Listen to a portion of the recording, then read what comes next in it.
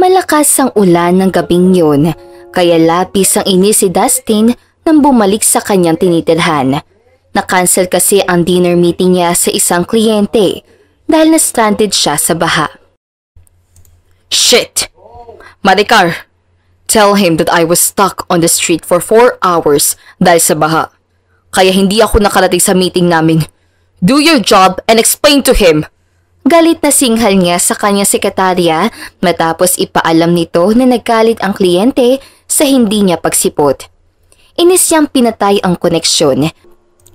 Hinubad ang nabasang suit tsaka aakit na sana sa second floor ng kanyang mansyon nang marinig ang doorbell sa pinto ng gate.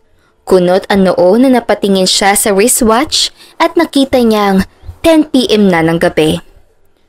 In this hour? Hindi na sana yun papansinin ni Dustin dahil wala naman siyang inaasahang bisita ng ganoong oras.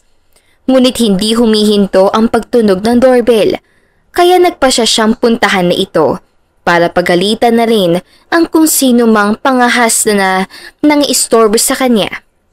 Pagbukas niya ay nabungaran niya ang nakangiting babae na may buhat na baby, na animo basang sisiw dahil sa pagkakabasa ng ulan. Nakabalot pa ng plastic ang katawan ng baby, kaya hindi ito nabasa. Hi sir, pasensya na po sa istorbo. Ako nga po pala si... Wait, I don't care who you are. Sa tingin ko nagkamali ka ng kitatok. Hindi bahay ampunan itong bahay ko. Alis. Isasara na sana niya ang pinto nang pigilan ito ng babae. Grabe sir, advance na mag-isip. Nakita niyo lang na may bitbit akong bata. Paampun agad? Nakangiti nitong tugon sa kanya sa kabila ng kaawa-awa nitong itsura. So, anong kailangan mo? Manlilimos? Hihingi ng pagkain? Sarkastiko niyang tugon. Napahalakhak naman ang babae. Si sir talaga? Palabiro. Mukha po ba akong pulubi sa ganda kong to? Nakaramdam ng inis si Dustin dahil sa paligoy-ligoy ng babae na feeling close sa kanya. Ako nga po pala si Alona Mendez. Nandito ako para sana pumasok na katulong niyo. Huwag po kayong mag-alala. Masipag ako at masarap mag... Hindi ko kailangan ng katulong. Kaya kong sarili ko. Umalis ka na at huwag mo sayangin ang oras ko. Wait lang po sir.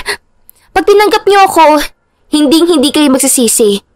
Kahit maliit lang asweldo. Basta may matuluyan lang kami ng baby ko. At may pambili ng diaper niya. Natawa ng pagak si Dustin dahil sa narinig. Are you out of your mind? Gusto mong pumasok na katulong dito sa bahay ko? Kasama ng baby mo? Sino mag-aalaga niyan? Ako? Si sir talaga? Komedyante. Promise, hindi makakaabalang anak ko sa pagtatrabaho ko. Please sir, maawa na kayo. Halos lahat kasi ng bahay na kinatok ko, tinanggihan na rin ako. Kanina, panay ang pagbibiro mo. Tapos ngayon magmamakaawa ka? Tss. Ay, kaawa-awa naman kayong mga mahihirap. Nagkaanak, hindi naman pala kayang buhayin. Tapos ano, kakatukay sa pintuan ng mayayaman para magmakaawa? Nasaan bang ama niyang anak mo? Bakit hindi siyang istorbohin mo? Pinilit namang ngumiti ni Alona kahit halatang nasaktan sa mga sinabi niya. Sir, inabandona na kami ng ama nitong anak ko. Kaya, heto kami. Nagbabaka sakaling may maawa. Total, hindi naman ako nangihingi.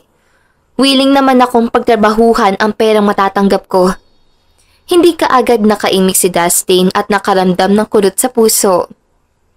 Habang nakatitig sa tulog na baby na inabando na pala ng sarili nitong ama, pinaglabanan niya ang nararamdamang awa dahil hindi niya ma-imagine ang sarili na tumira sa bahay na may kasamang baby. Ayaw niya ng maingay at magulo. Iba na lang ang istorbohin mo. Huwag ako. Pabagsak niyang isinara ang pinto ng gate tsaka pumasok na sa loob. Ngunit natigilan siya nang marinig ang iyak ng baby. Shit, nagising ko yata yung baby. Anya, tsaka napabuga ng hangin dahil may kung anong kirot sa dibdib na naman siyang nararamdaman.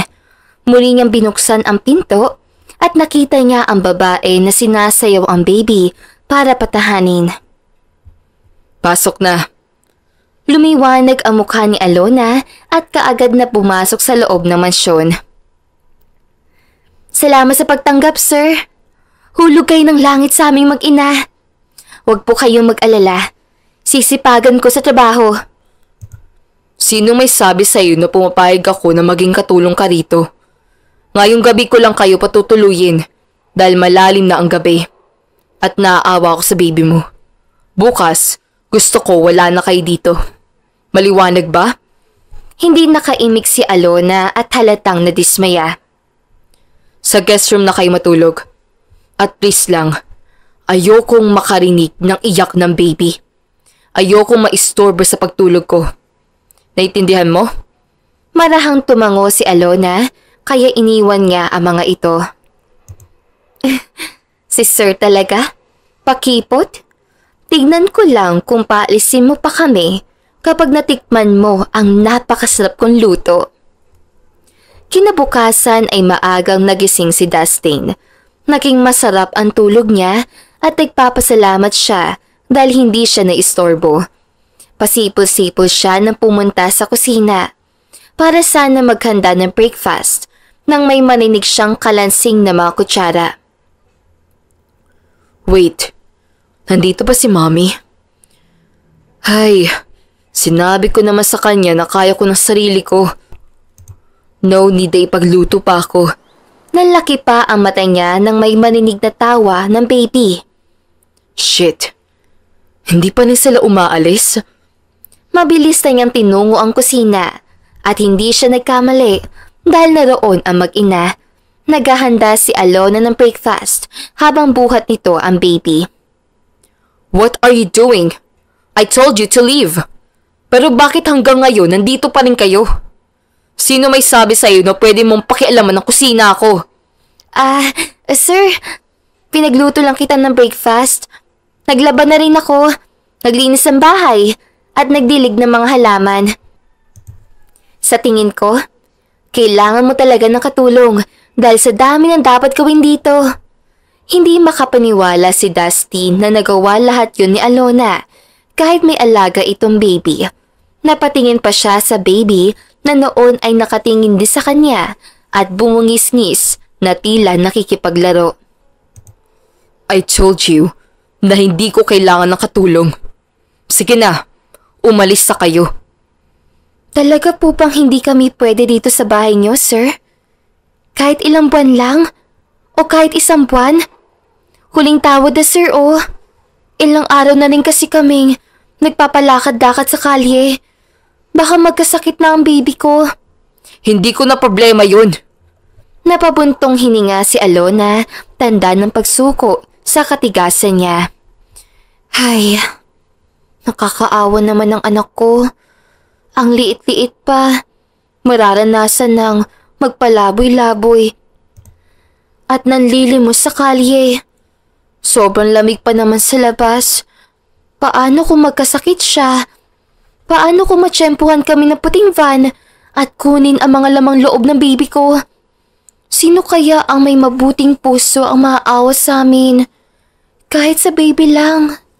Napakunot ang noo ni Dustin sa isiping sa kalye lang matutulog ang baby, kung saan delikado sa kaligtasan at kalusugan nito. Napabuga na lang siya ng hangin dahil tumalab sa kanya ang pangongonsensya ni Alona. Halika na anak, umalis na tayo. Huwag ka mag-alala, yayakapin kita na mahigpit para hindi ka lamigin. Pumungis-ngis naman ang baby na tila tumutugon din sa ina. Sandali lang! Tigil ni Dustin kay Alona na kaagad ding humarap sa kanya. Okay, sige. Pumapayag na ako na magstay kayo rito. In one condition. Ayaw kong makarinig ng iyak ng baby. And make sure na hindi ka maaabala at magagawa mo ng maayos ang trabaho mo. Maliwanag ba? Lumarawan ang labis sa tuwa sa mukha ni Alona at halos lumuhod ito dahil sa pagpapasalamat. Huwag po kayong mag-alala, sir. Tatandaan ko lahat ang bilin niyo. Salamat talaga. Kumain na po kayo. Masarap ang mga niluto kong breakfast. Naging maayos ang mga unang araw ni Alona at nagagawa naman ito ang trabaho. Ngunit minsan ay naabala si Dustin dahil sa malakas sa pag-iyak ng baby. Kasalukuyan siya noong nasa kanyang mini office at nagtatrabaho. Shit, maliwanag naman ang bilin ko na ayokong makarinig ng iyak ng baby.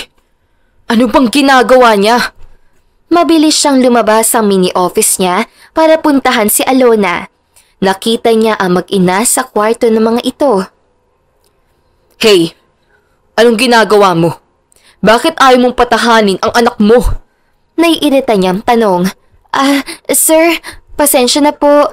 Hindi naman talaga iyakin si baby. Hindi ko nga po maintindihan kung bakit ayaw niyong tumigil sa pag-iyak eh.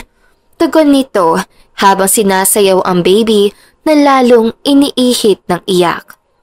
Maging si Dustin ay naalarma na rin dahil sa malakas sa iyak ng baby. Hindi kaya masama ang pakiramdam niya? Wala naman po siyang lagnat.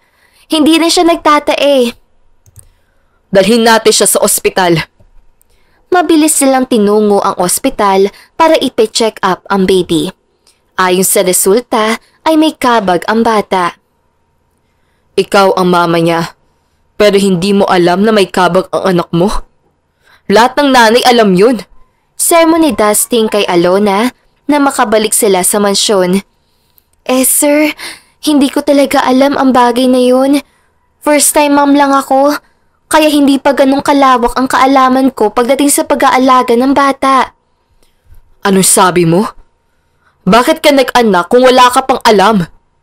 Yan ang sakit ng mga mahihirap eh. Nasaan ba ang mga magulang mo? At bakit hindi ka malang nila tinuruan? Ang totoo, sir, hindi na nakita ng mga magulang ko ang baby ko. Nang mabuntis kasi ako, umalis na ako sa amin.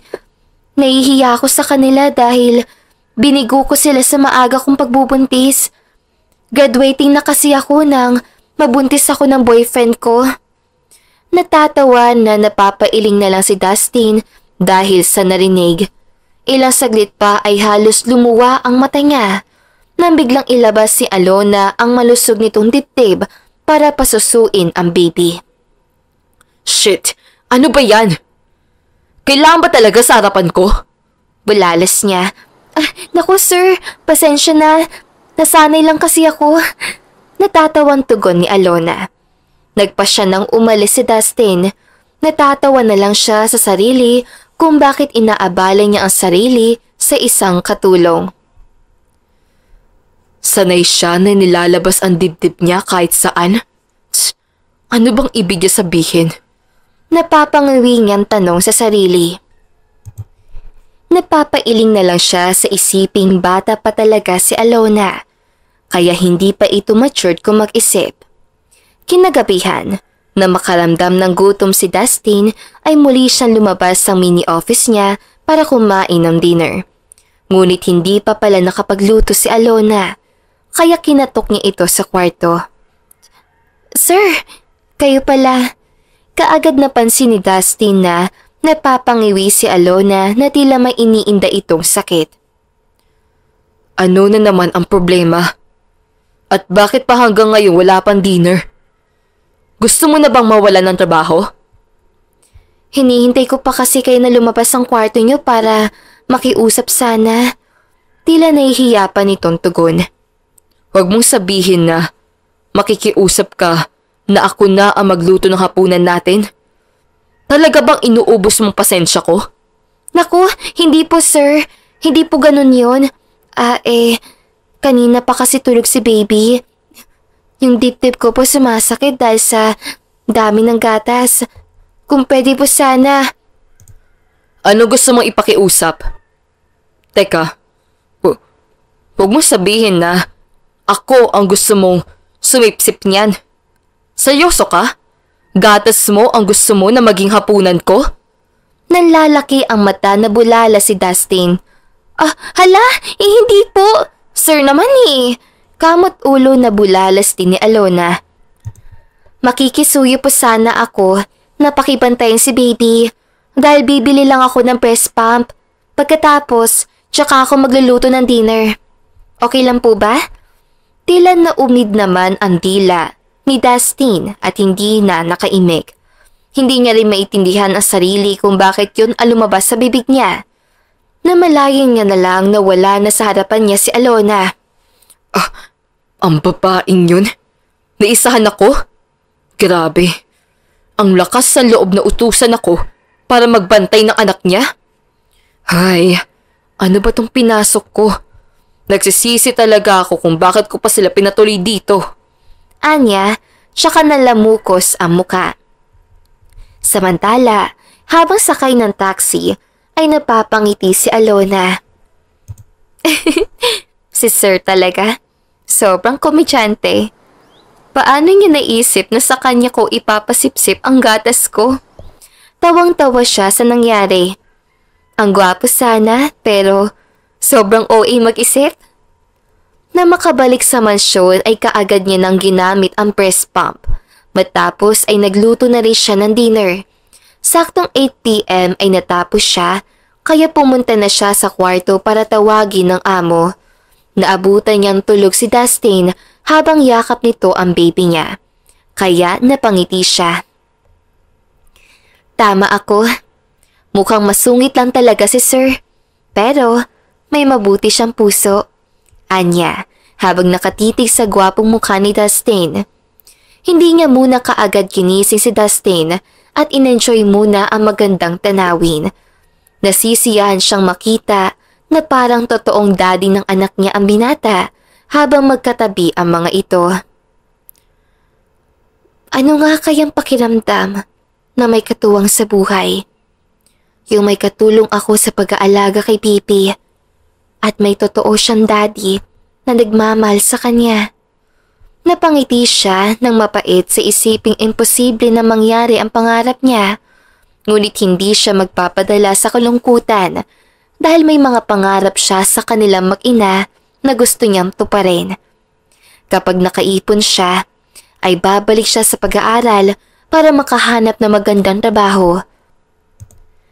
Nagpasya na siyang gisingin si Dustin para kumain.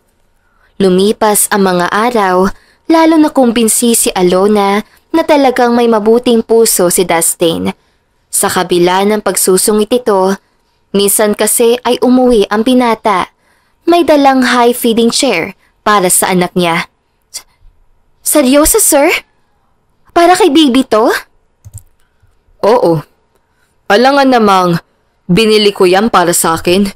Dahil sa tuwa ay hindi napigilan ni Alona ang mapayakap kay Dustin. Salamat, sir. Talagang napakabuti niyo. Hindi naman kaagad nakakilo si Dustin at halatang nabigla rin dahil sa pagyakap niya. Promise, sir, masisipagan ko pa ang trabaho ko. Araw-araw ko kayong ipagluluto ng masasarap na ulam. Anya, tsaka kumalas na sa pagkakayakap. Ang babo ng kaligayahan mo. Parang yan lang, tuwang-tuwa ka na. Ibabawas ko yan sa sweldo mo, no? Malaking bagay ang ginawa niyo, sir.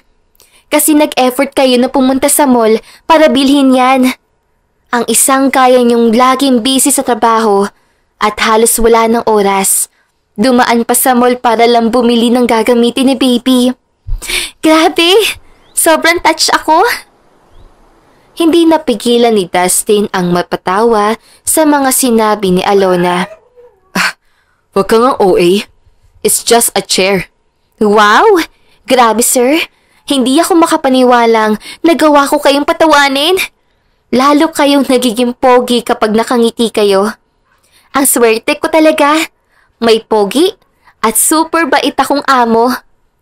Ano? Mabait ako? Mali ka.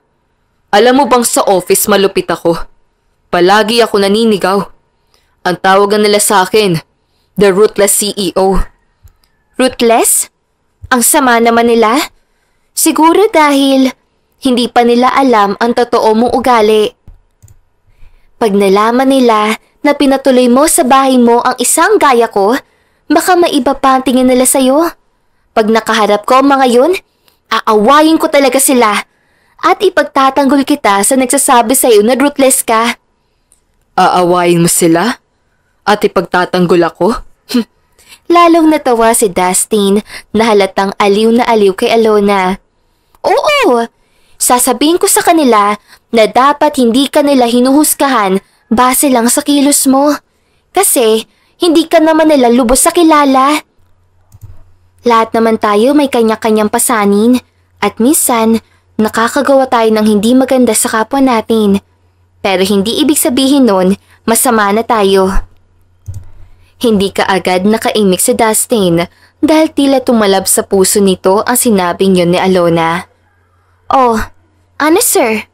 Bakit natahimik ka? Gutom na po ba kayo? Tamang-tama, nagluto ako ng napakasarap na ulam para sa inyo. Wait lang at ipaghahain kita. Hindi pa rin maiwasan mapangiti ni Dustin habang sunod ng tanaw si Alona. Ang babaeng yun. Ipagtatanggol daw ako? Nang matapos na makapaghain ni Alona ay tatalikod na sana ito, ngunit pinigilan ito ni Dustin. Sabay mo na akong kumain. Madami to. Hindi ko kayang ubusin. Hindi makapaniwala si Alona, ngunit umupo na rin para saluhan si Dustin. Nasaan ang baby mo? Bakit mo siya iniwan mag-isa sa kwarto? Mahimbing ang tulog. Sigurado ako, mamaya pa ang gising nun. Huwag kang pakasiguro. Paano kung magising siya at mahulog sa kama? Di bale, bukas ibibili kita ng baby monitor para kahit sa kwarto siya, nalalaman mo ang nangyayari sa kanya. Wow! Sir, thank you talaga. Super bait niyo po. Huwag kang masyadong matuwa dahil ibabawas ko rin yun sa sweldo mo. Hindi yung libre, kaya hindi ako mabait. Kahit na, super bait pa rin kayo para sa akin. Kasi nag-worry kayo sa anak ko. Kahit hindi nyo naman siya kadugo. Natigilan sa pagkain si Dustin at napalingon kay Alona. Hindi ka talaga nauubusan ng isasagot, no? Nangingiti nitong wika. Sir, huwag yun na kasing isipin na hindi kayo mabait. Para sa akin, mabait kayo. Okay, sige na. Mabait na ako. Kumain ka na, okay? Hindi makapaniwala si Dustin sa sarili na pinayagan niya ang isang katulong na sabayan siya sa pagkain at nagawa pa ni Alona na mapangiti at mapatawa siya. Na mapag-isa siya sa kwarto niya ay pinagmasdan niya ang sarili sa salamin. Ngumiti pa siya nang maalala ang sinabi ni Alona na gwapo siya kapag nakangiti. Tss, para akong sira. Napabuntong hininga siya, tsaka sumeryoso. Isang gaya ni Alona ang ginising ang dating siya, kung saan puno siya ng pagmamalasakit at pagtitiwala sa mga tao. Kinabukasan, magaan ang pakiramdam niya nang magising. Pumunta siya sa kusina at nakaramdam ng excite kung anong breakfast na naman kaya ang niluto ni Alona sa kanya. Simula na magkaroon siya ng katulong ay hindi na siya kumakain sa mga restaurants. Masarap magluto si Alona na talagang hinahanap-hanap niya. Naabutan niya si Alona na abala sa pagluluto habang nakaupo si Baby Ace sa high chair at naglalaro. Kaya nilapitan niya ito. Hi sir! Good morning! Tamang-tama. Luto na po ang breakfast niyo. Hi baby. Mukhang gustong-gusto mo rin sa bagong upuan mo ah. Tignan mo, tuwang-tuwa siya. Pumungis-ngis naman ang baby na tila nakikipaglaro din sa kanya. Anong breakfast si baby? Parang gutom na siya. Tanong niya kay Alona. Ginawan ko siya ng lugaw, sir. Ano? Bakit lugaw lang? May halong vegetable po yun. Bumili ka ng prutas para sa kanya. Mag-grocery ka na rin mamaya at magluto. Dito ako kakain ng lunch. Okay, sir. Noted. Wait. Isasama mo si baby sa palengke? Tsk, mahirap pagsama ng bata sa mataong lugar. Baka kung ano pang sakit ang makuha niya. Inukupa na ni Dustin ang bakanting upuan at nagsimulang kumain. Sir, ano kaya kung mamalengke na ako ngayon? Tutal, maaga pa naman. Kayo na po muna ang bahala kay baby. Muntik pang masamid si Dustin dahil sa narinig. Ano? Ako? Pagbabantayin mo? Parang hindi rin magandang panahon ngayon. Parang uulan. Promise sir, sandali lang ako. Hindi naman iyake si baby. Maglalaro lang yan. Sa huli ay wala nang nagawa si Dustin. Matapos maibigay ang pera ay umalis sa rin ito. Ang babaeng yun. Nautakan ako. Pala desisyon. Nangingiti at napapailing na lang na wika ni Dustin. Noong una ay wala namang naging problema sa baby dahil naglalaro lang ito habang kumakain siya. Nang matapos ay binuhat niya na ito at pumunta sila sa garden. Ilang saglit pa ay tila irritable na ito at umiingit hanggang sa may maamoy siyang pupo. Napamura pa si Dustin at hindi alam ang gagawin. Baby naman, ngayon ka pa talaga nagpupo. Nasaan na bang mama mo? Bakit ang tagal? Napatingin pa siya sa wristwatch dahil 1 oras nang wala si Alona.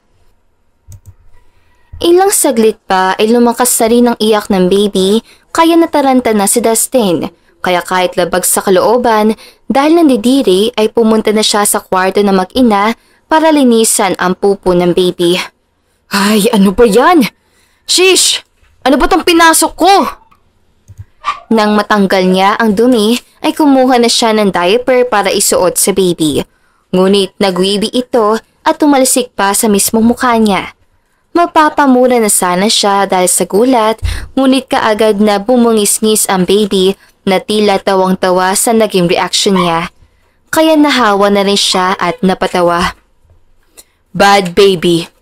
Sinubukan niya ulit lagyan ng diaper ang baby, ngunit sobrang likot nito kaya sobrang nahihirapan siya.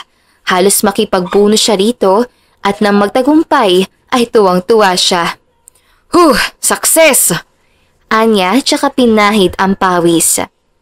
Napahiga siya sa kama na parang naubusan ng lakas dahil sa ginawa. Hindi pala madaling mag-alaga ng baby. Paano niya kayo nagagawang pagsabay-sabayin ang lahat ng gawain niya rito? Naramdaman niyang tumabi sa kanya si Ace na tila nakikipaglaro kaya hinarap niya ito at nakipaglaro din. Kakaibang saya ang naramdaman ni Dustin.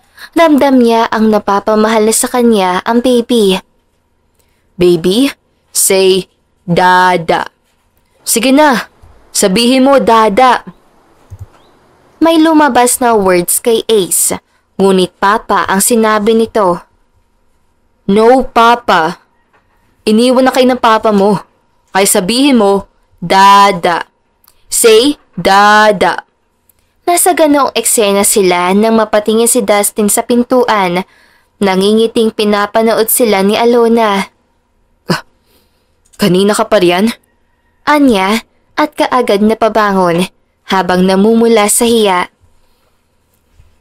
Ngayon lang po, dada. Nangingiting tugon ni Alona. Bakit ngayon ka lang? Alam mo bang nagpupo siya? Bakit ayaw mong ipabanggit ng papang anak ko? Mas gusto mo ng dada? Ha? Naglalaro lang naman kami. Ang tagal mo kasi. Muling napangiti si Alona at hinarap ang anak. Sige na anak, sabihin mo, dada. Nagulat sila pareho na mabanggit ng baby ang salitang dada. Uy, tignan mo. Narinig mo yun? Sabi niya, dada! Tinawag niya akong dada! Tuwang-tuwa na wika ni Dustin. Oo, narinig ko. Nabanggit niya ang dada! Tuwang-tuwa ring tugon ni Alona. Hindi na naalis sa isip ni Dustin ng eksenang iyon. Kahit sa office ay hindi mapawi-pawi ang ngiti niya. Napansin yon ng mga staff niya hanggang sa kanilang meeting. Nakangiti siya lagi at mahinahong kinakausap ang mga tauhan. Na makauwi siya kinagabihan ay nadatnan niyang walang tao sa sala. Dati ay naroon ang mag-ina at hinihintay siya. Pumunta siya sa tapat ng kwarto nito at narinig niya ang pag-iyak ni Ace. Kaya nagpa siya siyang buksan ang pinto. Naabutan niyang tulog na tulog si Alona at nakanganga pa habang napangiti naman kaagad ang baby nang makita siya. Hi baby, kamusta? Andito na si Dada. Ani ni Dustin at binuhat ang baby. Ang mama mo, tulog na tulog. Mukhang pagod na pagod siya. Grabe, ganyan ba talaga siya matulog? Kumawi ang tingin ni Dustin sa bandang hita nito kung saan nakalihis ang kumot. Kaya tanaw niya ang makinis at maputing legs si Alona. Kaagad niya namang inayos ang kumot para takpan ang legs nito. Tsaka muling napatitig sa maamong mukha ni Alona. Hindi niya maiwasang bumigat ang kalooban nang maalala ang sinabi ni Alona na ilang araw na nagpagala-gala sa kalye ang mga ito para lang kumatok sa mga bahay. Salamat. Dahil naisipan niyang kumatok sa bahay ko. Paano ko sa ibang bahay sila napunta? Baka lait-laitin at apihin na sila. Napahugot siya ng malalim ng paghinga at ipinangako sa sarili na hinding-hindi pababayaan na mag-ina. Nalilito man sa nararamdaman para sa dalawa, ay hindi niya muna iniisip yon. Ang bulong ng puso niya, ang tanging niyang pakikinggan. Halika na baby, sa labas muna tayo. Hayaan muna natin si mama mo na magpahinga. Pumesto sila sa balcony ng kanyang kwarto at doon nagpahangin. Matagal niyang nilaro ang baby at pinasandal sa kanyang dibdib hanggang sa makatulog ito. Mapipikit na rin sana siya nang marinig ang pagtili ni Alona. Nagsisigaw ito na tila natataranta. Kaagad namang bumukas ang pinto ng kanyang kwarto at bumungat si Alona na halatang takot na takot, ngunit kumalma na makita sila. Oh my gosh! Ang akala ko may kumuha na sa anak ko! Hindi naman kaagad na nakaimik si Dustin habang nakatingin kay Alona na nakalaylay pa ang isang strap na suot itong sando kaya halos lumitaw na ang dibdib nito. Napakaikli rin na short nito, dahilan para lumantad ang sexy nitong legs. Hindi sinasadyang mapalunok si Dustin dahil sa nakakaakit na tanawin, tsaka siya umiwas ng tingin. Ano ka ba? Hindi ka ba marunong kumatok? Bigla ka na lang pumapasok. Sorry sir, sobrang nataranta ako kaya kayo po ang una kong naisip na puntahan.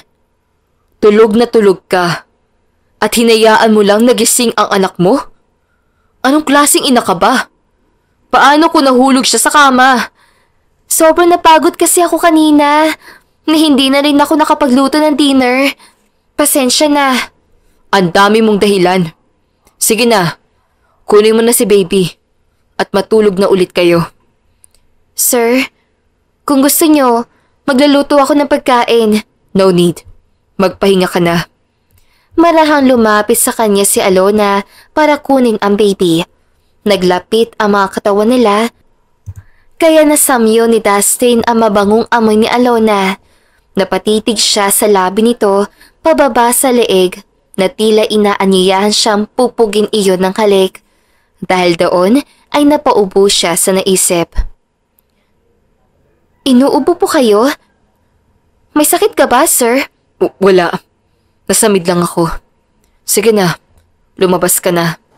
Napabuga na lang ng hangin si Dustin nang tuluyan na makalabas ang kwarto niya si Alona. Grabe ang babaeng yun. Hindi man lang siya aware sa itsura niya. Paano kung sa ibang tao siya nagpunta? Minanyak pa siya? Hindi kaagad nakatulog si Dustin ng gabing yon. Iniisip niya ang kalagayan ni Alona. Nakakaawa ang sitwasyon nito na kailangan pang pupasok ng katulong para mabuhay ang anak. Sa halip kasi na nag-aaral pa ito at ine-enjoy ang buhay, ay maaga itong nagpasa ng mabigat na responsibilidad. Hindi pa naman huli ang lahat para sa kanya. Bata pa siya at malayo pa ang mararating. Kinabukasan ay tinawag niya si Alona para kausapin at para iabot na rin dito ang una nitong sweldo. Sir, bakit ang dami po nito? Gulat na tanong ni Alona matapos makita ang maraming lilibuhin na nakalagay sa sobre. Kailangan mong bumili ng mga gamit para sa pag-aaral mo at pambayad ng tuition. Sabi mo, di ba? Graduating ka na. Namilog ang mata ni Alona at hindi kaagad nakaimik. Tumikin muna si Dustin bago muling magsalita. Total, 1 taon na lang gagraduate ka na. Mag-aral ka na ulit para makapagtapos ka na at makahanap ng magandang trabaho nang sa ganoon makaalis na kayo rito. Anya pa, ngunit sinabi niya lang yon para hindi mag-isip ng kung ano si Alona. Sir, salamat. Super bait niyo po talaga. Grabe, wala akong masabi. Gustong mapangiti ni Dustin. Halos matunaw kasi ang puso niya sa nakikitang kasiyahan sa mukha ni Alona. Huwag kang magpasalamat dahil hindi naman yung bigay. Babayaran mo. Naputol sa pagsasalita si Dustin nang yakapin siya ni Alona. Napapalunok siya at hindi nakakilos. Salamat pa rin. Tatanawin ko ng napakalaking utang na loob ang kabutihan mo sa aming mag-ina. Para sa akin, ikaw ang sagot sa mga panalangin ko noon. Ikaw ang hulog ng langit sa aming mag-ina. Tuluyan nang napangiti si Dustin habang pigil ang paghinga. Nang kumala sa pagkakayakap si Alona, ay tsaka siya sumeryoso. Tama na ang drama. Basta, magpa-enroll ka na at bumili ng mga gamit mo. Sasamahan kita. Muling sumilay ang magandang ngiti ni Alona na nagpabilis naman ng kabog ng dibdib ni Dustin. Naiinis na siya sa sarili. 10 years ang age gap nila ni Alona, pero ganoon ang epekto nito sa kanya. Gusto niyang mapamura sa isiping attracted na nga siya sa babaeng ito. Kaso, paano yun? Papasok ako sa school, pipit ang baby ko? Parang ang hirap nun ah. Pero okay lang. May nag-viral nga dati na isang estudyante, bit-bit ang baby niya kapag pumapasok sa school. Kung kaya nila, kaya ko rin yun. Ano bang sinasabi mo? Ako na ang bahala kay baby. Basta ayusin mong pag-aaral mo.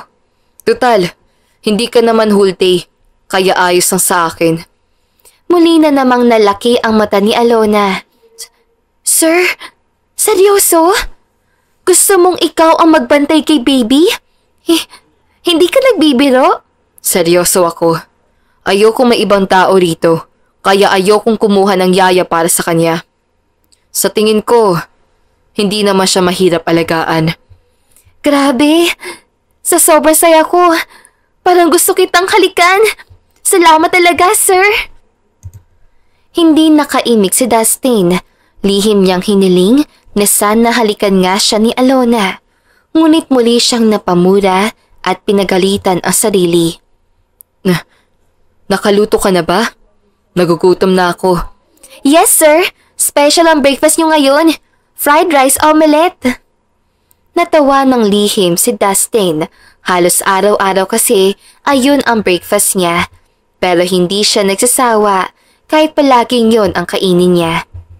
Lumipas ang mga araw. Gulat na gulat ang karamihan nang bumaba si Alona sa isang magarang kotse sa tapat ng school kung saan siya dating nag-aaral. Ito ang mga taong kumutya sa kanya noon dahil sa maaga niyang pagbubuntis. Susunduin ka namin mamaya ni Ace. Mag-aral ka mabuti at wag mong alalahanin ang baby mo. Paalala ni Dustin. Huwag niyo na po akong sunduin, sir. Kaya ko na umuwi mag-isa. Masyado na ako nakakaabala sa inyo. Binabantayan niyo na nga ang anak ko. Gagawin ko pa kayong driver. Susunduin ka namin. Mahirap na at baka kung saan ka pa magpunta after na school. Matapos ay bumalik na sa loob ng kotse si Dustin at pinaandar iyon. Si sir talaga. Tamang duda. Saan naman ako pupunta after ng class? Taas noo siyang naglakad habang pinapanood pa rin ang mga kapwa niyang estudyante. OMG! Sino yung kwapong guy na naghatid sa kanya? Bagong jowa niya kaya? Komento ng isang babaeng estudyante. Siguro. Ang swerte niya naman. Ang pogi. At halatang mayaman yung kasama niya. Anang isa pa. Napapangiti na napapailing na lang si Alona. Kung noon ay pinagtatawanan siya ng mga ito, ngayon ay kinaiinggitan na siya. Samantala, narating na ni Dustin ng office. Nagtatakang sinundan siya ng tingin ng mga tauhan dahil sa buhat niyang baby. Miss Maricar, what time nga pala ang meeting ko with Mr. Torres? Tanong niya sa sekretarya. Sir, nag-cancel po siya ng meeting kasi may event daw sa school ang anak niya ngayong araw. Okay, good. Anyway, cancel all my meeting today. May importante akong gagawin. Sir? May pagtataka na tinignan siya ni Maricar, ngunit tinitian niya lang ang dalaga. Tsaka na siya pumasok sa loob ng kanyang office. Tama ba yung nakita ko? Si Sir? Ninitian ako? Nasambit na lang ni Maricar. Iniupo ni Dustin sa high chair si Baby Ace. Okay, stay here muna, baby.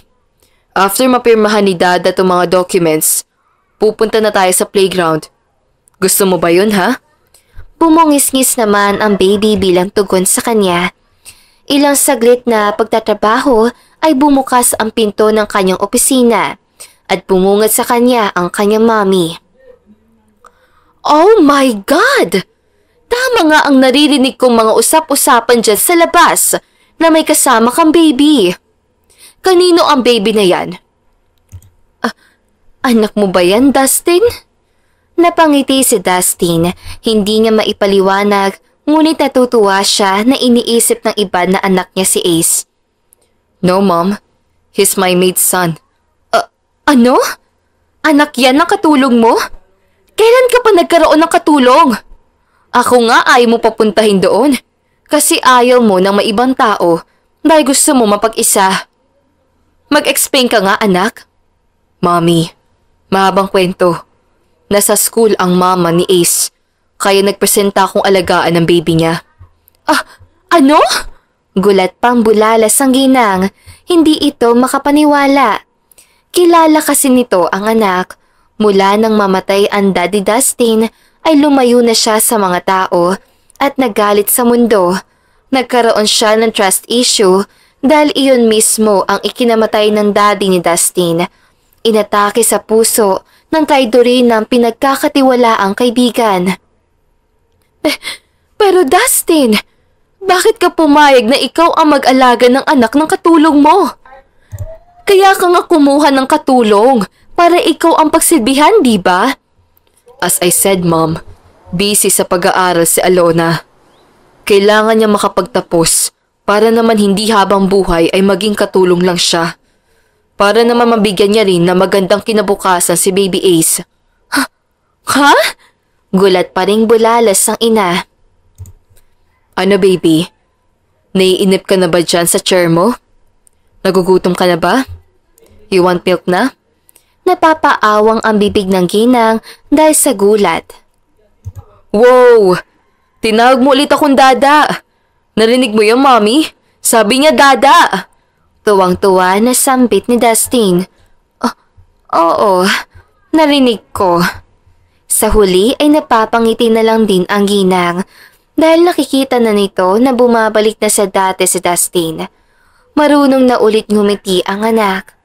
Lumipas ang buong maghapon. Walang ibang ginawa si Dustin kundi ang laruin lang si Ace. At pagkatapos ay sinundo niya na si Alona. "Hi baby! Sobrang namiss na kita!" Ani ni Alona habang pinupugpog ng halik ang anak. Napapalunok naman si Dustin. Bigla sumagi sa isip niya na kung siya sana ang totoong ama ng bata at asawa niya si Alona, malamang ay pinaghahalikan din siya ng babae. Shit! Ano ba tong pinag-iisip ko? Nasisiraan na talaga ako. Ani ni Dustin sa sarili. Habang sakay ng kotse ay kaagad nagpasalamat si Alona kay Dustin. "Salamat sir sa pagbabantay sa anak ko. Hindi po ba kayo nahihirapan? Hayaan nyo, ipagluluto kita ng masarap na dinner ngayong gabi." Dapat lang no? Nahirapan kaya ako lagaan si Ace. Lihim na napangiti si Dustin. Sinabi niya lang yon dahil gusto niya maglamping para ipagluto siya nito ng masarap. "Baby, anak, pinahirapan mo ba si sir?" Pasensya na po kayo." Biro lang. Sobrang nag-enjoy akong kalaro si baby. Kamusta nga pala sa school? "Okay lang naman sir. Heto, medyo naninibago. Unang araw pa nga lang, gastos na. May mga kailangan ng bayaran. Siguro dahil graduating na ako." If you need anything, sabihin mo lang. "Naku, wag na. Hihintayin ko na lang ang susunod ko sweldo." Ikaw ang bahala. Pero kung talagang kailangan mo na, huwag kang mahihiyang magsabi. "Sige, magsasabi ako kapag kailangan ko na." Nang gabing yun, hindi madalaw ng antok si Alona. Hindi siya makapaniwala sa nangyayari ngayon sa kanila mag-ina. Ang akala niya ay matatagalan pa siya para makabalik sa pag-aaral. Buti na lang at may isang Dustin ang nagmamagandang loob na tulungan siya. "Paano kaya ako makakabawi kay sir? Ang laki na ng utang ko. Hindi ko mapapantay ng kahit anumang halaga ang mga nitulong niya sa akin. Napakaswerte ng babaeng mamahalin niya. Bukod sa napakagwapo, kahit masungit minsan, pero panalo sa kabutihan ng puso." Bigla ay na-curious siya kung may babaeng minamahal na ba ang binata. Ni minsan kasi ay walang babae na dumadalaw man lang sa mansyon. "Sir, may jowa na po ba kayo?" Isang umaga ay tanong niya habang pinaghahandaan niya ito ng breakfast.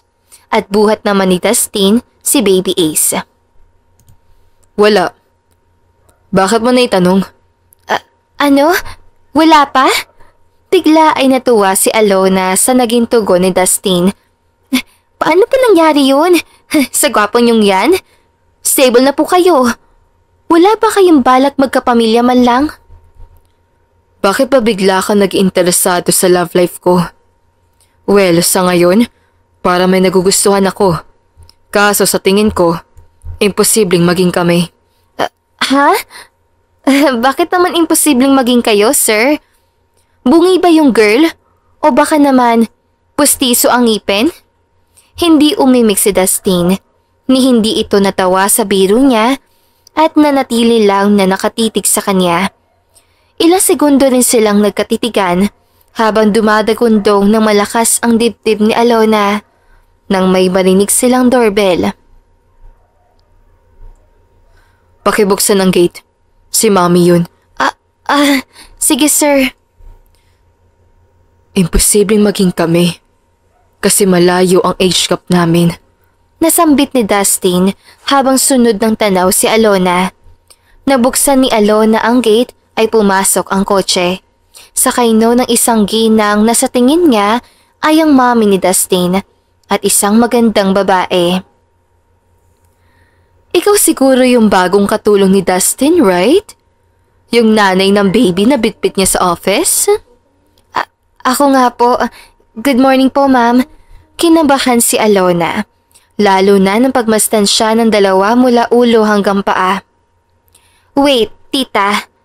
Tama ba ako nang narinig? Si Dustin, may dalang baby sa office niya? But why? I don't understand, Celine. Let's go inside. I'm sure masosopresa si Dustin pag nakita ka. Sinundan ni Alona ng tingin ang mga ito. Sino kaya ang babaeng yun?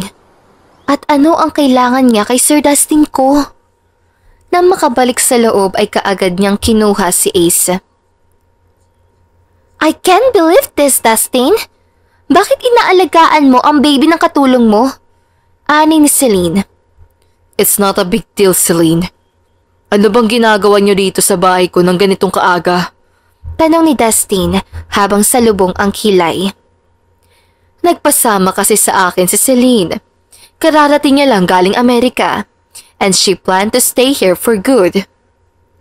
Yes, darling. I will stay here for good. Para magkasama na tayo ulit. Hindi umimik si Dustin habang napapabuntong hininga lang. Nagpasya na rin si Alona na iwan ang mga ito para gawin ang iba pang trabaho. Maya-maya lang kasi ay papasok na naman siya sa school. Bumalik siya sa kwarto at nalulumong umupo sa kama. Darling? Girlfriend kaya ni Sir yun? Sabi niya, magsasama raw sila. Paano yan?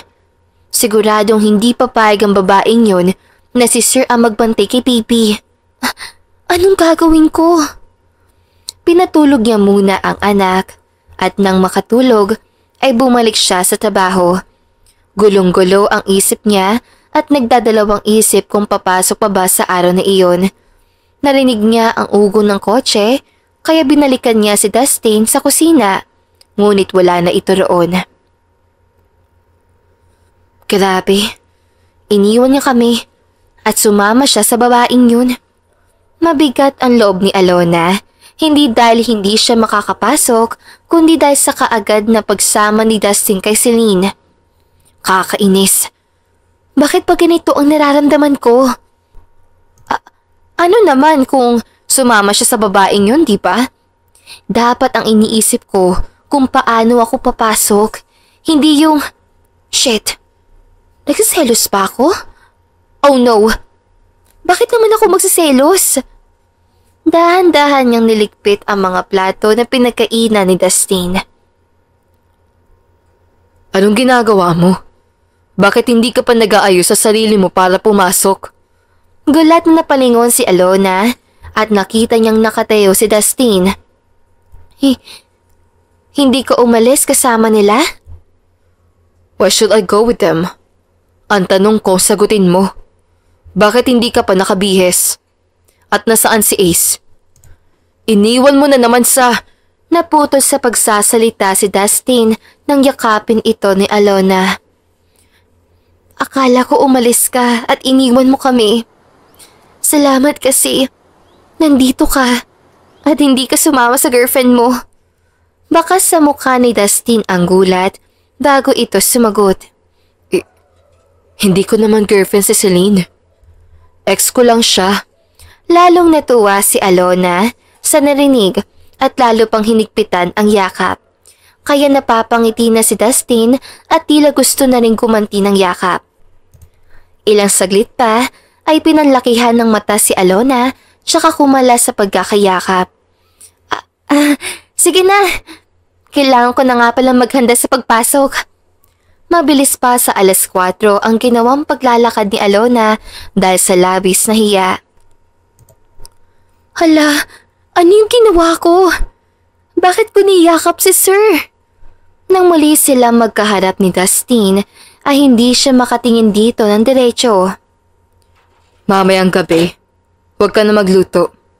Pagkasundo namin sa'yo, didiretso na tayo sa restaurant para mag-dinner.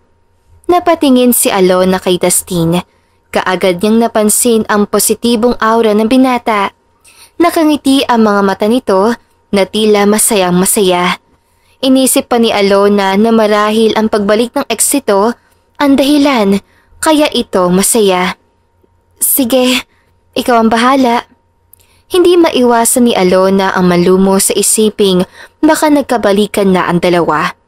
Buong araw ay yun ang nasa isip niya at hindi niya namalayan ng oras na mabilis sa lumipas.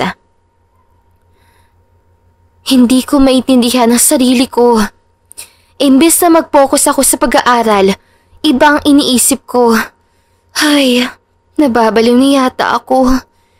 Kausap noon ni Alona ang sarili habang naglalakad sa hallway nang may marinig na tumawag sa kanya, kaya napalingon siya at nagulat nang makita ang isang pamilyar na mukha.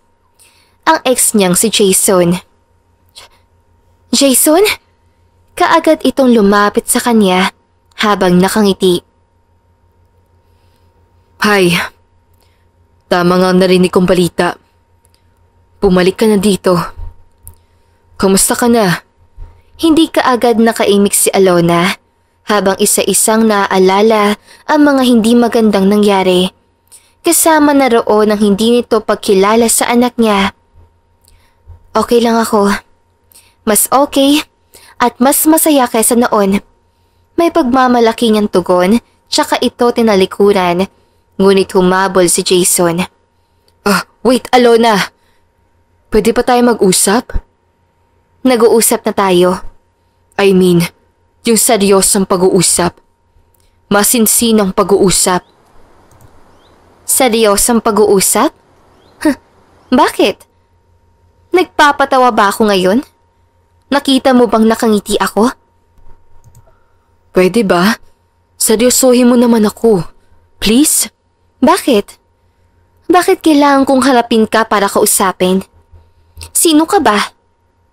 Tandaan mo to. Ayoko makipag-usap sa'yo, kaya tigilan mo na ako. Mabilis nang tinalikuran ni Alona si Jason at dumiretso na sa gate ng campus, kung saan naghihintay si Dustin. Baka ang tagal mo. Kanina pa kami dito ni Ace. Tanong ni Dustin. May dinaanan lang ako, sir. Hi, baby! Kamusta ang araw mo ngayon, ha? Lumingon pa si Alona kung saan nakita niya si Jason na nakatanaw sa kanila. Nakita pa niyang lalapit ito, ngunit pabilis na siyang sumakay sa kotse. Pumunta muna tayo sa mall bago tayo kumain sa restaurant. Ani ni Dustin, tsaka pinaandar na ang kotse. Habang nasa mall sila, ay walang laman ng isip ni Alona kundi si Jason. Naalala pa niya noon kung paano siya nakiusap na panagutan siya ng lalaki, ngunit hindi ito nakinig. Ano bang trip niya? At bigla niya na lang akong kinukulit? Parang dati, halos ipagtabuyan niya ako. Inis na wika ni Alona tsaka pinilit ng alisin sa isip si Jason. Naagaw ang atensyon niya kay Dustin na noon ay buhat si Ace at pinamimili ng mga laruan. Sir, maaga pa para bilhan niyo si Ace ng laruan. Hindi niya pa malalaro yan. Okay lang. Mabilis naman lumaki ang mga bata ngayon, di ba? At kapag nangyari yon, gusto ko ang mga binili kong mga laruan para sa kanya ang una niyang gagamitin. Napapangiti si Alona. Labis ang tuwa niya na kahit hindi naman ito kadugo ang anak, ay nagpapakita ito ng malasakit at pagmamahal kay Ace. Hindi gaya ng totoo nitong ama na hindi man lang kinikilala. Binura niya na sa isip si Jason at nakisaya sa dalawa. Matapos mamili ng mga kailangan ay kumain sila sa restaurant para talaga silang isang pamilya. Sir, bakit niyo po ito ginagawa? Pag-usisa ni Alona kay Dustin. Nasa mansyon na sila ng gabing yon at nasa balcony ng kwarto habang nakatulog na rin si Ace sa kandungan niya. Ang alin? Kunot noong balik tanaw ni Dustin. Ang lahat ng to, napakabait niyo sa anak ko at pinayagan niyo ako mag-aral ulit. Nagpresenta pa kayo na bantayan si Ace habang nag-aaral ako. Napansin ni Alona na namula si Dustin tsaka umiwas ang tingin. Huwag ka na nga maraming tanong. Sinabi ko na noon, di ba? Para makaalis na kayo dito kapag nakahanap ka na ng magandang trabaho. Hindi yon pinaniwalaan ni Alona o mas tama sabihin na may gusto siyang marinig sa magiging tugon ni Dustin. Yung ex nyo nga pala, sir. Magkakabalikan ba kayo? Lakas loob niyang tanong. Ano? Bakit naman ako makikipagbalikas sa babae ng iwan sa akin? Talaga, sir? Sa gwapo at yaman yung yan? Na halos nasa inyo na ang lahat? Iniiwan pa rin kayo? Iniwan niya ako dahil masyado na raw akong toxic. At ngayon, gusto niya makipagbalikan. Dahil hindi niya raw kaya mabuhay nang wala ako. Toxic? Ha, dapat lang talaga na wag mo na siyang balikan. Siya pala nang iwan eh. Yung mga ex na ganyan, dapat hindi na talaga binibigyan ng chance. Sinasayang lang nila yung mga pagmamahal ng isang tao. Tapos ano? Babalik? At mangungulit? Ano sila? Hilo? Saglit silang parehong natahimik, tsaka tumikim si Dustin. How about you? Yung ex mo, kapag nakipagbalikas sa'yo, hindi mo na ba pagbibigyan? I mean, kasi may anak kayo, di ba? Napatitig siya kay Dustin at nakita niyang sabik itong marinig ang tugon niya. Ang totoo niyan, nagkita kami kanina ni Jason sa school. Ano? Totoo ba yan? Ano sinabi niya? Huwag mo sabihing gusto niya makipagbalikan. Gusto niya lang na mag-usap kami. Pero hindi ako pumayag. Dapat lang. Iniwan-iwan niya kayong mag-ina. Tas bigla siyang babalik? Ano siya, hilo? Yang ganyang klase ng ex, hindi na binibigyan ng chance. Tama ka. Hinding-hindi na ako makikipagpalikas sa kanya. Ni makikipag-usap. Tama lang yun. Marami pa namang lalaki riyan sa paligid na pwede maging dada ni Ace. Yun ay, kung open ka pa na makipagrelasyon sa iba, kailangan mo rin ng katuwang sa pagpapalaki kay Baby Ace. Dada bang sinabi mo? Ha? Dada bang sinabi ko? Muling tumikhim si Dustin at halatang tensyonado. Ay, ano ba yan? Bakit biglang uminit? Anyway, sa susunod na makipagrelasyon ka, dapat sa mas mature na mag-isip. Dapat yung stable na. And most of all, huwag na yung mga ka-age mo. Tama ka. Ayoko na mga ka-age ko. Mas type ko na ngayon ang mga lalaking masungit. Laging salubong ang kilay. Pero may mabuting puso at mas matanda sa akin. Nangingiting tugon ni Alona habang iniisa-isa ang katangian ni Dustin. Matanda? Sobra ka naman sa matanda. Kahit yung mga 7 or 10 years ang age gap nyo, okay na yun. Tama. Parang kayo, sir. Type ko po kayo, sir. Hindi napigilang wika ni Alona, ngunit kaagad ring natigilan at namula. Ang ibig ko po sabihin, open akong makipagrelasyon sa mga gaya nyo. Hindi pa naman ako matanda. I'm only 30 years old. Naramdaman ni Alona na tila na ilang sila sa isa't isa, kaya nagpasya na siyang magpaalam kay Dustin. Sige po, sir. Matutulog na kami. Pupunta na po kami sa kwarto namin. Wait, Alona. Bakit, sir? Kinabahan si Alona sa kakaibang titig ni Dustin. Kwarto niyo to. Kaya ako dapat ang lumabas. Matulog ka na rin. Good night. Nang makalabas si Dustin, ay abot-abot ang kaba ni Alona. Hala, nakakainis. Nahalata niya kaya na may gusto na ako sa kanya. Baka isipin, may anak na nga ako. Ang landi ko pa. Samantala, napapangiti naman si Dustin nang bumalik sa sariling kwarto. Pakiramdam niya ay bumalik siya sa pagiging teenager dahil sa sayang naramdaman. Alam niyang pareho sila ng nararamdaman ni Alona. Gusto nila ang isa't isa at hindi niya na yung kaya pang itanggi. Kaya lang, yung ex niya parang gustong umeksena. Inis niyang wika, kaya may naisip siyang paraan. Kinabukasan, nagtaka si Alona nang abutan siya ng cellphone ni Dustin. Para sa akin po to, sir? Oo. Pag kinulit ka ng ex mo, tumawag ka sa akin. Sabihin mo sa kanya, tigilan ka na niya dahil may boyfriend ka na. Ha? Alam mo kasi, yung ex mo, kailangan lang ng closure.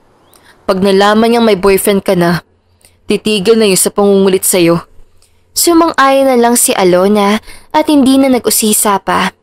At gaya ng inaasahan niya, sa pinto pala ng classroom niya ay nakaabang na si Jason. Anong ginagawa mo rito? Ang aga mo namang sirain ang araw ko. Kumalma ka nga, Alona. Sobrang namiss lang kita. At ang baby natin. Gusto ko siya makita. Ano? Baliw ka ba? Nakalimutan mo na bang ginawa mo? Na gusto mo siyang ipalaglag dahil sabi mo hindi ka pa handa? Pinagsisihan ko na yun. Handa na akong maging ama ng baby natin. Kaya ko na kayong buhayin dahil may trabaho na ako. Ah, talaga? Pwes, huli na. Dahil hindi na kita kailangan. Alis na. Tinalikuran na niya si Jason at pumasok sa loob ng classroom. Ang buong akala ni Alona ay umalis na ito, ngunit nagulat siya dahil naroon pa pala ang lalaki. Narinig niyang nagring ang cellphone. Tumatawag si Dustin, kaya kaagad niya itong sinagot. Hi, babe. Yes, lunch break na namin. Kumain na rin ba kayo ni baby? I love you too. Anya na sadyang iparinig kay Jason. Anong sinasabi mo? Wait, nandiyan bang ex mo? Ani ni Dustin sa kabilang linya. Yes, babe. Grabe ang kulit niya. Bye na muna for now. Kita tayo mamaya. Love you. Matapos makausap si Dustin, ay muling hinarap ni Alona si Jason na noon ay napapatiimbagang lang, tsaka mabilis sa umalis sa lugar na iyon. Grabe, ang galing ko palang umacting. Very convincing. Kaya lang, kung ano-ano mga pinagsasabi ko kay sir, nakakahiya. Nakailang I love you ba ako? Na magkita ang dalawa ay ramdam ni Dustin na ilang si Alona. Panay ang hingi nito na sorry sa kanya. Bakit ka ba nagsasorry? Ako naman nagsuggest ng ganong idea, remember? Nakakahiya pa rin ang ginawa ko. Ay, dinamay-damay ko pa kayo sa problema ko. Sorry talaga, sir. Enough. I said it's okay. Nakaramdam na ng pagkairita si Dustin. Matapos ay kinuha si Ace na noon ay nakatulog na. Hanggang sa makarating sila sa kwarto, ay wala pa ring tigil sa pagsasalita si Alona. Nakakahiya pa rin. Paano ko malaman ng mami mo? Napilitan lang naman akong gawin yun para tigilan niya na ako. Ang dami mo sinasabi. Kung nahihiya ka, edi, totohanin na lang natin. Sir? Ano po? Naisip ko na totohanin na lang natin. Ituloy na lang natin yung pagpapanggap kanina. Hindi umimik si Alona na halatang gulat na gulat. Oh, bakit hindi ka magsalita? Kanina lang, napakaingay mo at panay ang reklamo. Sir, hindi ko kasi maintindihan ang ibig niyong... Naputol ito sa pagsasalita nang hilahin ni Dustin ang bebang nito at halikan sa labi. Ilang segundo ring tumagal ang paghalik ni Dustin sa babae, tsaka siya tumunghay. Ngayon, naiintindihan mo na ba kung bakit gusto kong ituloy na lang sa totohanan ang relasyon natin? Nanatiling walang kibo si Alona at nanlalaki ang mata. Ay, ganyan ka ba talaga kahina makagets? Mahal kita, Alona. Lalo lang nanlaki ang mata ni Alona. Ngunit ilang saglit lang ay nanginginig na ang mga mata nito habang titig na titig sa mata ni Dustin. Ay, ganyan ka ba talaga kahina makagets? Mahal kita, Alona. Lalo lang nanlaki ang mata ni Alona, ngunit ilang saglit lang ay naniningning na ang mga mata nito habang titig na titig sa mata ni Dustin. Kahit hindi magsalita ay tila naunawaan na yun ni Dustin. Hinawakan niya ang pisngi ni Alona, tsaka muling hinalikan sa labi. Naramdaman ni Dustin na gumanti ng halik sa Alona at yumakap sa kanya. Para sa dalawa, nakakabaliw na kaligayahan ang naramdaman nila na mga sandaling iyon. Ngunit natigilan sila nang marinig ang pag-iyak ni Ace. Kaagad naman yung nilapitan ng dalawa at pinagitnaan. Gumanti ka ng halik. Naramdaman ko yon. Mahal mo rin ako, di ba? Pabulong na tanong ni Dustin. Ngumiti lang si Alona na halatang hiyang-hiya dahil sa pamumula. Huwag ka lang ngumiti. Kailangan ko na sagot mo. Mahal kita, Dustin. At gusto kong isigaw sa buong mundo kung gaano kita kamahal. Okay na. Nangingiting tugon ni Alona kaya natawa na rin si Dustin dahil sa tuwa. Oo, okay na yun. Muli niyang hinalikan sa labi si Alona na parang ayaw ng tigilan. Paano mami mo? Tiyak na hindi siya papayag dahil isang katulong at diskasyada lang na gaya ko ang mamahalin mo. Huwag mong alalahanin si mami. Nasa tamang edad na ako para magdesisyon para sa sarili ko. At maniwala ka, mabait si mami. Matatanggap ka niya. Talaga? Matatanggap niya kami ng anak ko? Oo. Mula nang mamatay ang dad ko, nagsimula na ako lumayo sa mga tao at magalit sa mundo. I'm sure matutuwa yun dahil bumalik na ako sa dati kung sino ako. Kaya huwag ka na mag-alala. Pwede ko bang malaman kung bakit inilayo mo ang sarili mo sa mga tao nang mamatay ang daddy mo? Sobrang bait ni daddy. Pero niloko siya ng pinagkakatiwalaan niyang kaibigan. Dati, nang lumunog ang kumpanya namin, kaya siya inatake sa puso. Mula noon hindi na ako nagtiwala kahit kanino hanggang sa makilala ko kayo ni Ace. Narealize ko na mahirap mag-isa at masayang mabuhay nang may kasama. Kaya pala natural na sa'yo ang pagiging mabuti dahil nagmana ka pala sa dad mo. Kahit naging cold at masungit ka, hindi mo pa rin maiwasan ang magmalasakit sa kapwa. At yun ang minahal ko sa'yo.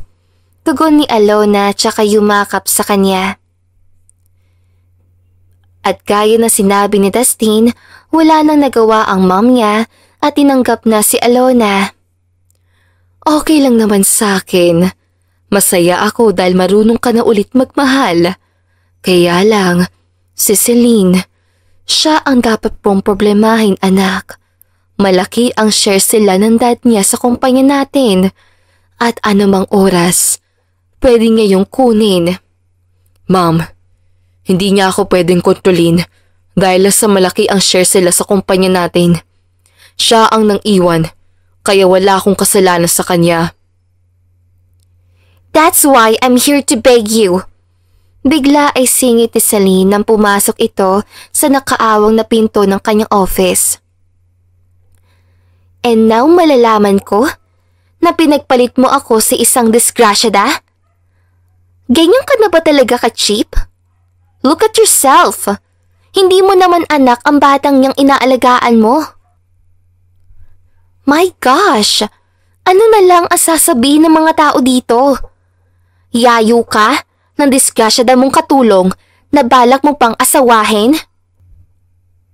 Celine naman, pwede ba?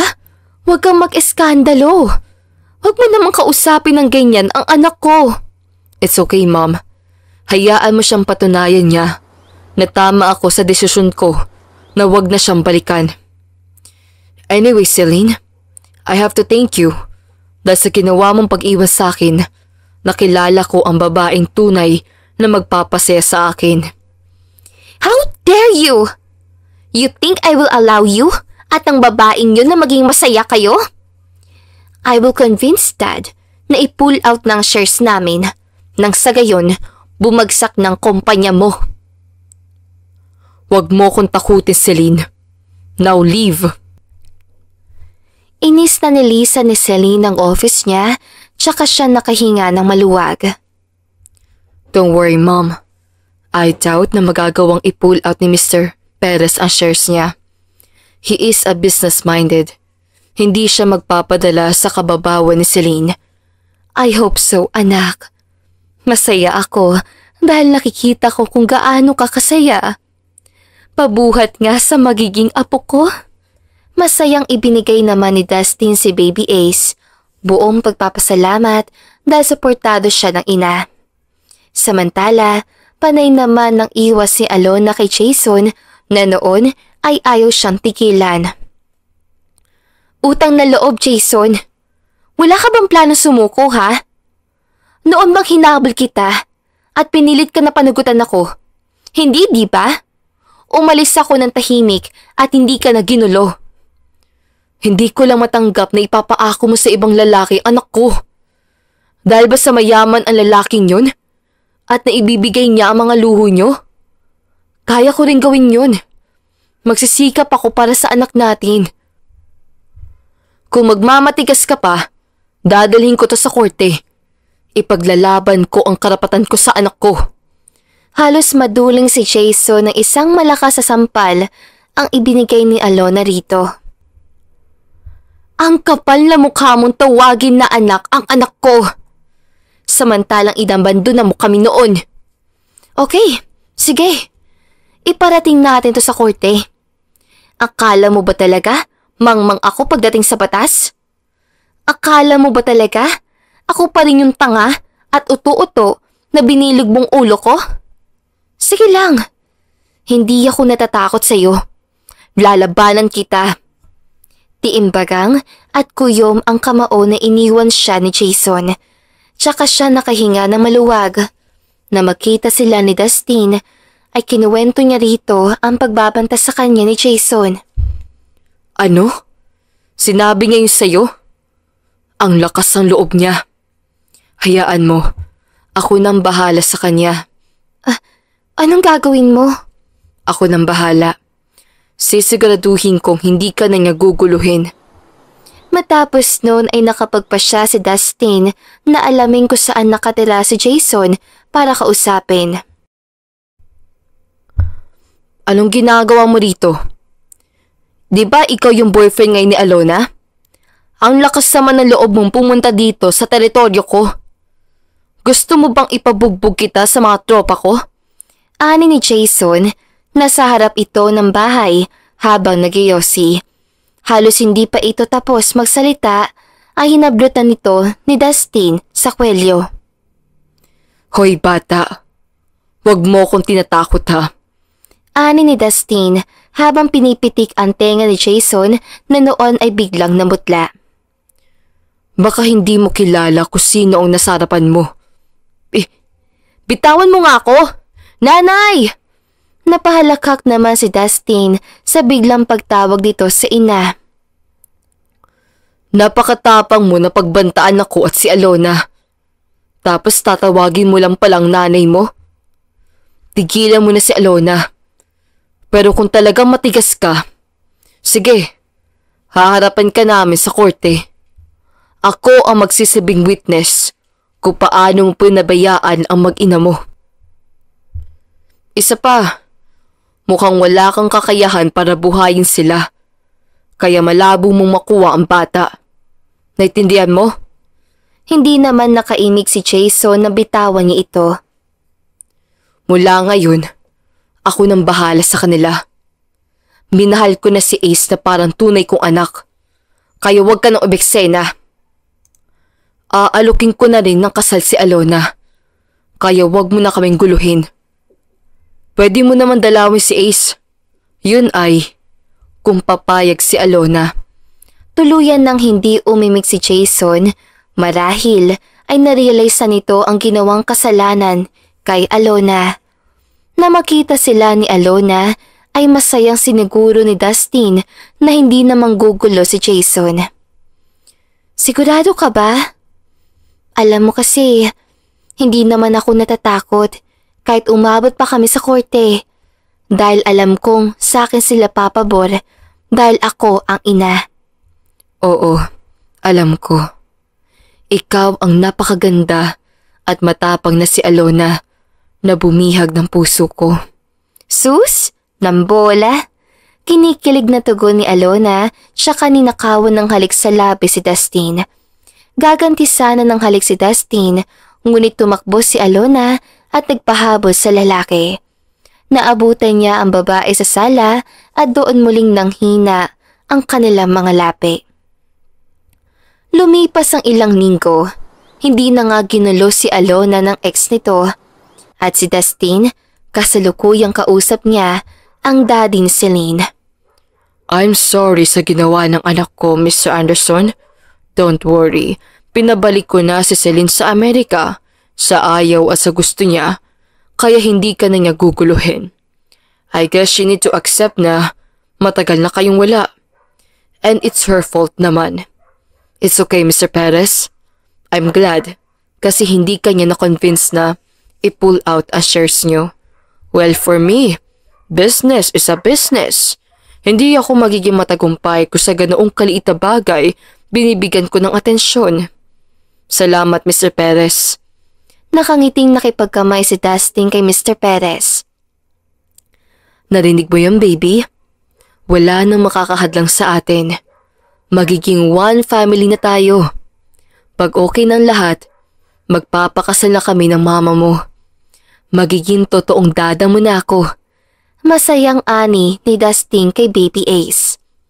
Lumipas pa ang ilang buwan, nakagraduate na rin si Alona sa kursong accounting. Walang pagsidlan ang kanyang saya dahil natupad na rin ang kanyang pangarap. Ngunit isang mga mahal sa buhay ang hindi niya akalaing makikita niya. Ang kanyang mga magulang, umiiyak ang mga ito na niyakap siya. Pasaway ka talagang bata ka.